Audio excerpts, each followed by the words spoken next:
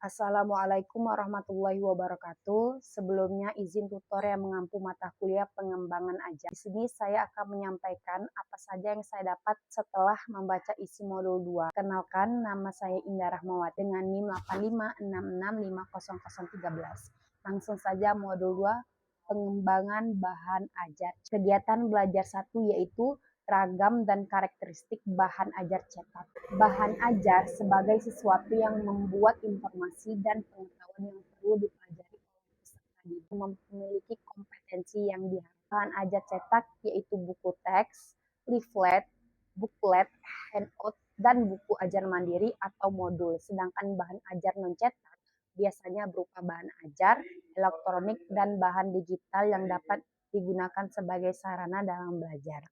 Sebuah bahan ajar harus memuat informasi dan pengetahuan yang dapat dipelajari oleh peserta didik untuk mencapai kompetensi yang diinginkan. Fungsi bahan ajar dalam aktivitas adalah sebagai sarana penyampai atau delivery system, isi dan materi pelajaran dari narasumber kepada peserta didik.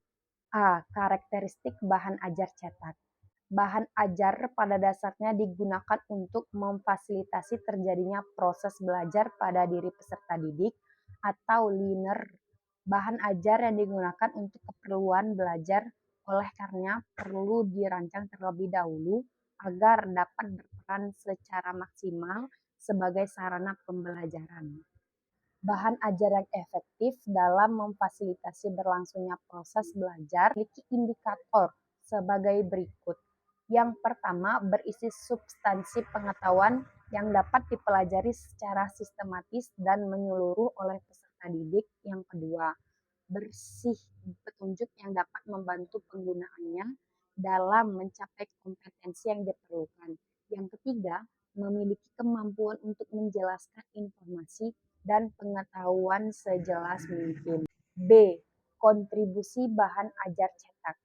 Bahan ajar cetak sebagai sarana pembelajaran memiliki sejumlah keunggulan yang perlu dimanfaatkan secara optimal oleh peserta didik. Pemanfaatan bahan ajar cetak memudahkan penggunaannya untuk menentukan bagian-bagian yang ingin dan perlu dipelajari. Pembaca biasanya akan memiliki bab-bab yang akan dibaca sesuai dengan keperluan dan minat. C. Kriteria bahan ajar yang berkualitas.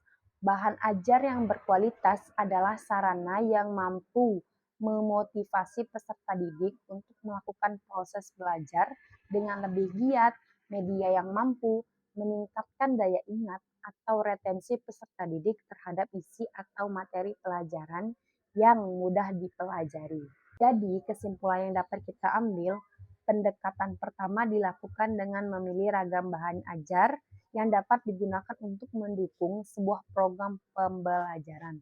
Sedangkan pendekatan kedua yang dapat dilakukan dalam mengadakan bahan ajar cetak yang diperlukan adalah dengan cara menulis atau mengembangkan sendiri bahan ajar cetak tersebut.